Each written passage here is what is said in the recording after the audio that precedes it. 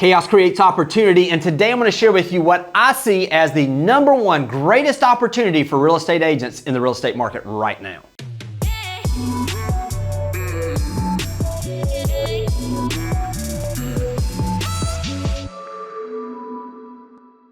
Can we all agree that the market is changing, the environment is changing, and real estate agents, in order to succeed in the future, are going to have certain skills that maybe they haven't had in the past. Today what I want to do is I'm going to go and talk to you about the greatest opportunity I see for agents right now, and I'm going to give you the step-by-step, absolute lock program that if you'll take action in these ways, you're going to have success in this area.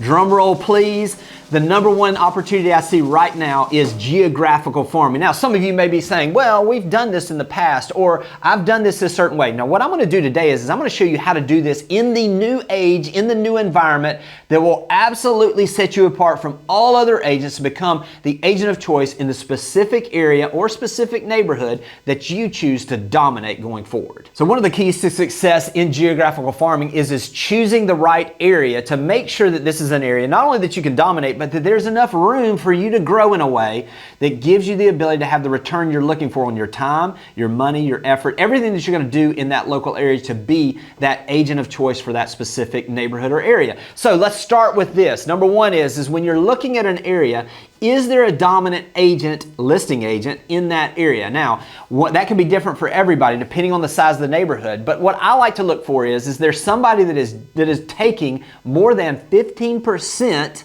of the listings in that neighborhood. So what I would suggest you do is go back and look at the sales for the last 12 months. When you pull that up in the MLS, you'll notice on this side over here, it'll tell you basically who the listing agents were. Is there an agent, let's say there are 30 sales in there. Is there an agent in there that had 5 of those 30 listings? Well, maybe. That's not too much. If there's somebody that's got 10 of those listings out of 30, that's an area where there's a dominant agent that it doesn't mean that you can't overtake them, but you're probably going to have a little more difficulty taking some of these listings because there's certain listings based on what they've been doing or the time they've been in that market and how they're viewed by the owners in that market for you to overcome that. We don't necessarily want to find a place where we have that biggest competition. Now imagine if you were looking at 2 different places. There's one where there's an agent that has 25% of the listings over the last year that have sold and that are active. Maybe then we look at another neighborhood and it's just kind of broken up. There's no one that has had more than 3 listings in that neighborhood. There's not a dominant agent. This is a place where we've got some tailwind, so to speak. There's not as much competition, and it's going to be easier for us to go in, execute on the plan I'm about to share with you, and dominate as the listing agent of choice in that neighborhood or area. The second thing is now that we found a neighborhood that maybe, or an area that doesn't have a dominant agent, do the financials of this area make sense for you to go into that area? Because listen, the cost of mailing, the cost of videography, the cost of really marketing homes is pretty consistent. So we want to break down this neighborhood versus other neighborhoods to make sure that we're in an area where it's financially responsible for you to not just be the dominant agent, but to win in a way that puts more money to your bottom line.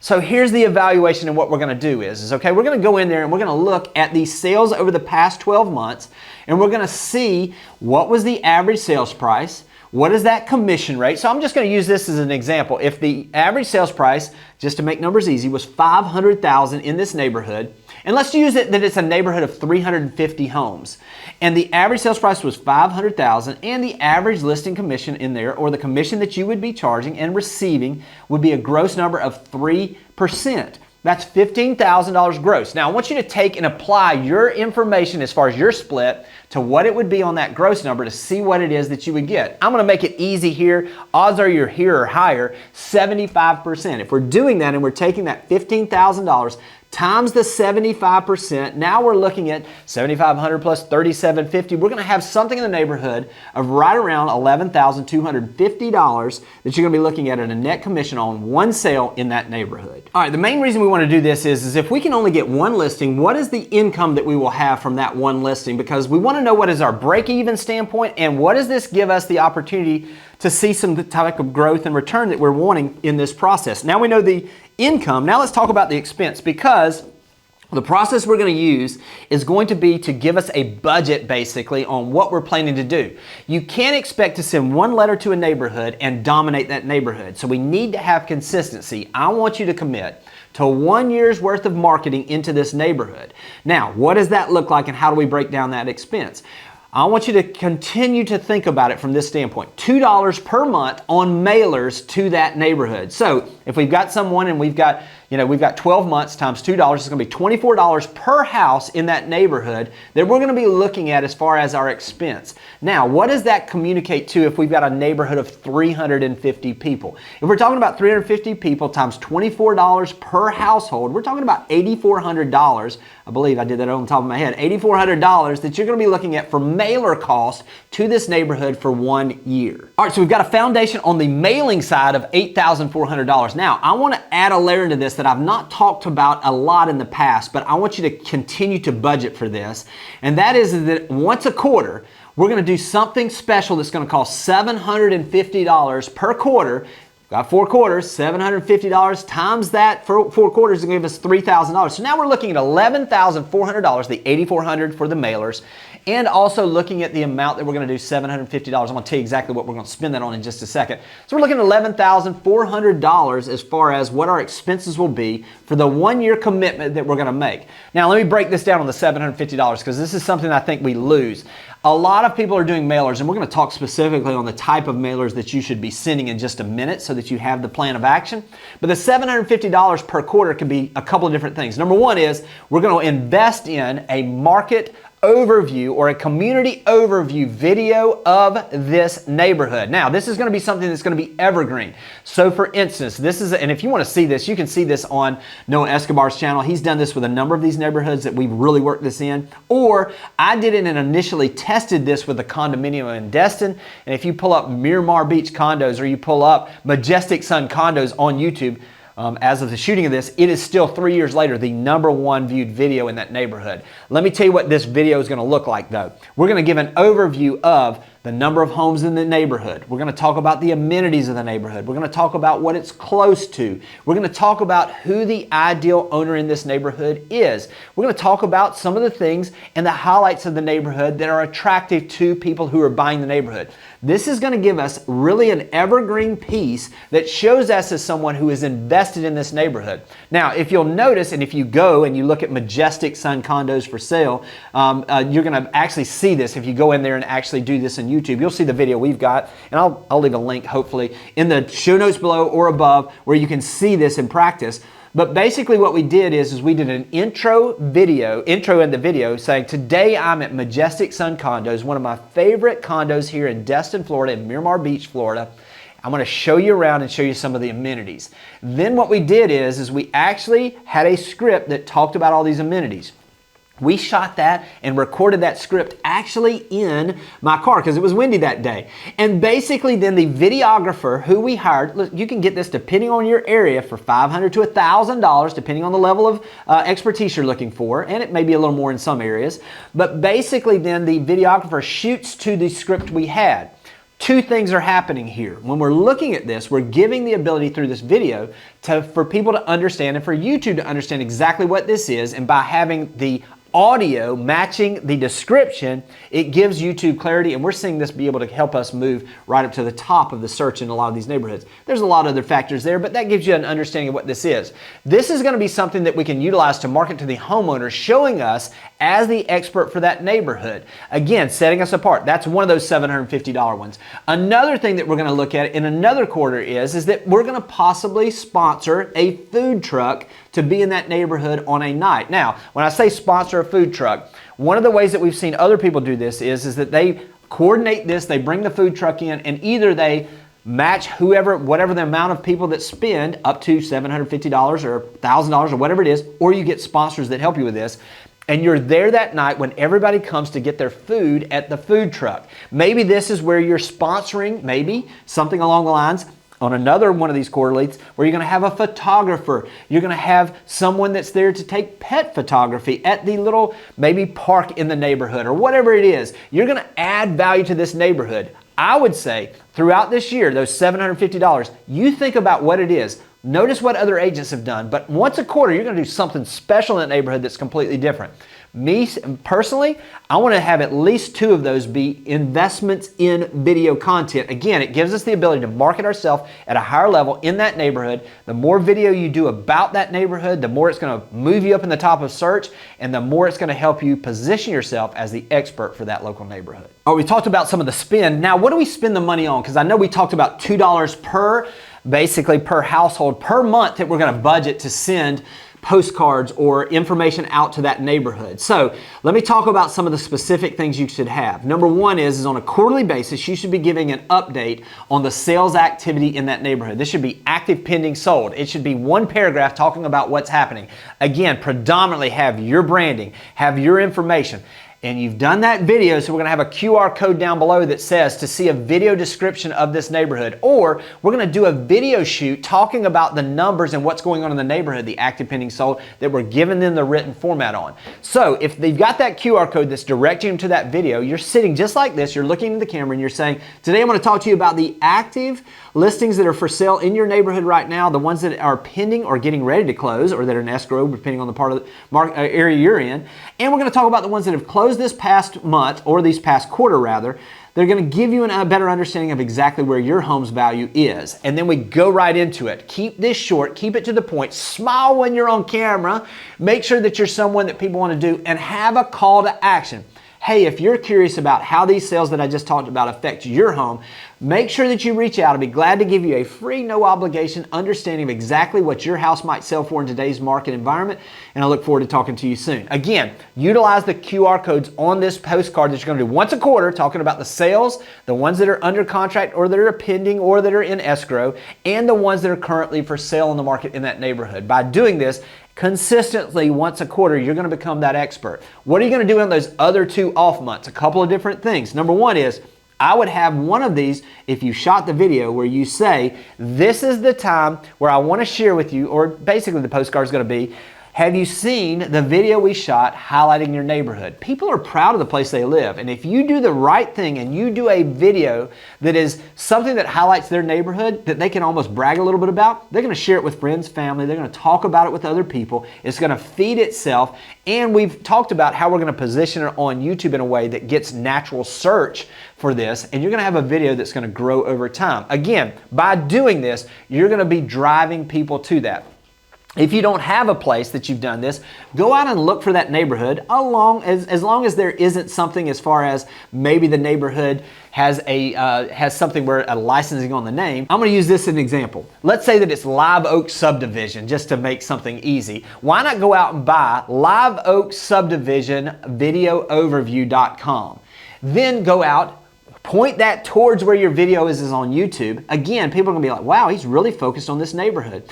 That drives people to your video. It costs you $10 a year. And now you've positioned yourself where people will share your video. It shows you as the expert, and it continues to work for you passively as people are watching this video every single day, whether you send it out to somebody or not. All right, we talked about the QR code highlighting your video and showing you as the expert in the neighborhood. Let's give a few other things that are going to show your expertise. Number one is nothing validates you as an agent better for potential sellers than having testimonials of people you've worked with. Make sure that you're sending something that says, I love selling homes in your neighborhood, even if you haven't sold them in there, and say, here's a few people that I worked with on the selling side and what they had to say. Quotes, pictures if you can use them, whatever it is. Show the value that you've brought, because statistics are showing us now that people trust these online or these written recommendations as much as they do from a friend now. This is where we are in this recommendation or review economy, as Tom Ferry calls it.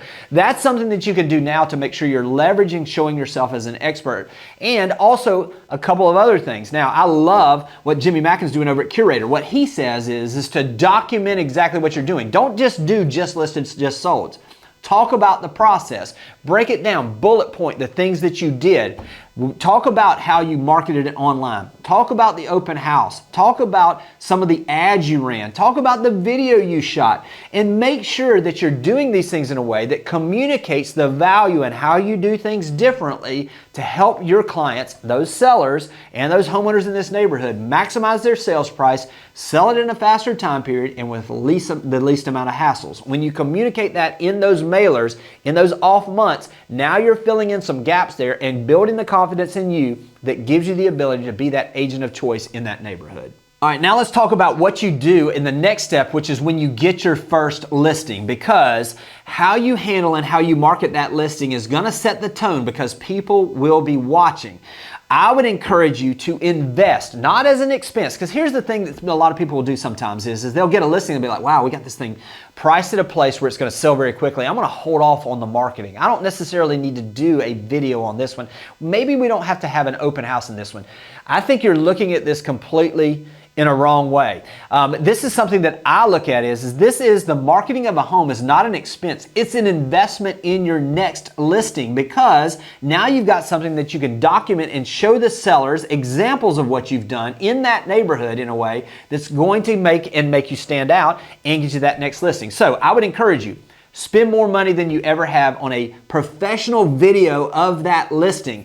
Even if it sells fast, now you can show that in your next listing appointment, or you can share that with those neighbors with one of those postcards. Hey, curious about this home? Again, different than just doing a just listed. Hey, wanted to highlight exactly what the home looks like and how we market these homes. If you know of anyone, hit the QR code below. You can see the detailed video that we did to market this home. Gonna make you stand out. Think about it. Host an open house, a big open house in that neighborhood, and make it where it either has an after party, in other words, after the open house, just for the neighborhood, or maybe it's something where you're open a little bit ahead and you make sure you communicate to those folks in that neighborhood. This is something we haven't done in a long time. Go back and utilize some of the things. Now, you're going to want to use something to scrub the numbers and make sure you've got the right numbers for the area. I mean, there's so many different things out there, whether it be RedX or whether it be Cole Realty Resource, where you can get phone numbers. Then use slide dial when you're going to have your open house to make a call. Build that database of the phone numbers for all the owners in that neighborhood, because you're going to use it multiple times in the future. Drop a voicemail that simply says, hey, this is Jimmy Burgess. I know you received the information on the place that we just listed. We're getting ready to bring onto the market in your local neighborhood. We're going to hold an open house this coming weekend, just letting the neighbors know so that in case you're wondering about the traffic there, we're going to have that open house from 11 to 1 on Saturday, but what we wanted to do is to make sure that the owners had a chance to see it maybe before the crowd. So if you'd like, we're going to be there without publishing this between 10 and 11 so that anybody in the neighborhood or any friends or family members of yours that might be interested can see it before the crowd gets there, so to speak. Now, what this has done is it's giving you the ability that somebody comes in between 10 and 11. Those are either nosy neighbors that are thinking about selling their place. Those are people that are in the neighborhood who are just curious. They're homeowners you want to have those conversations with. You're trying to be the dominant agent, so the more interaction you can have with those owners, the better. Or maybe these are potential buyers that are friends or family members of some of the people that are in that neighborhood. Again, by giving them a little something extra, you have positioned yourself as the agent of choice in that neighborhood. Do things differently. Take advantage of the best opportunity you've got, which is that listing, to maximize your marketing on that one, and it's going to lead to the next one. Of course, once we have the sale, we're going to also highlight what happened in that sale. We were talking about this. What is it that you did? Give them the storyline of, I first met this homeowner 4 months ago. They were considering making a move. We positioned the home. We staged the home. We did these things to prepare it. Then we launched it. We did Facebook ads. We did Instagram posts. We did a LinkedIn article. We did a video. We published these things this way. We held the open house. Give them the details of this and share what you did in this success story. This gives them the ability to see that you're doing things differently, see the value you bring, and how you do things differently than other agents. It also gives you the ability to make sure that you don't have a win that you don't highlight, because when you have a win, you need to let and scream it from the mountaintops. And it's not just another one sold or just sold. That's tired and old. Give them the story of the benefit of that the homeowner had of working with you, and how that benefit led them to whatever their goal was. Sell it higher, do it faster, or with least amount of hassles. Whatever it is for you, make sure you're highlighting those wins. Last but not least, there's 3 things you absolutely want to do. Number 1 is you want to be present. You want to be in the neighborhood. You want to be consistent. We're talking about the things we're going to do over a 1-year period. And last but not least, you want to be the resource for everyone in that neighborhood. Now, let me break each of these down. Being present, what does that mean is you want to be seen in this neighborhood consistently, whether that's on social media, whether that's in mailers, whether that's in open houses. That could even be you if you're going to take a morning walk or an afternoon walk with your dog, of getting in the car and walking that neighborhood where people see you in that neighborhood. They don't just see you on video. They don't just see you in the mailers. They don't just see you at the open houses. They see you being completely present in this neighborhood. Make sure that you're the person, when they think about someone who is in their neighborhood, who's active in their neighborhood, that they see you and that they see you as someone who's always present. The second part is be consistent. Again, we can overestimate what we can do in the short run, but we underestimate exactly what we can do in the long run. Be consistent. Be in that neighborhood. Send the mailers the first of every month. Do the videos. Add some value in a unique way once a quarter. Be the person that is consistently available for these owners, and they'll begin to notice you in a way you can't even imagine. And last but not least, be that resource. Anything they need. Add value in a way to them so that you're viewed as the resource, as the educator of the neighborhood, as the resource for the neighborhood that is going to bring more value than any other agent. If you'll do this, now we talked about this. We talked about a break-even point basically. I taught you based on this one that we were going to have something where each of these, one listing was basically going to make us break even. If you'll do the process we're talking about, you will absolutely get at least 10% in the first year of the listings that come available if you're in a market that has opportunity and doesn't have a dominant agent. But the opportunity is over the long run. This is a neighborhood that can feed your family and feed your business for years to come when you begin to get consistent and you become the resource in that neighborhood.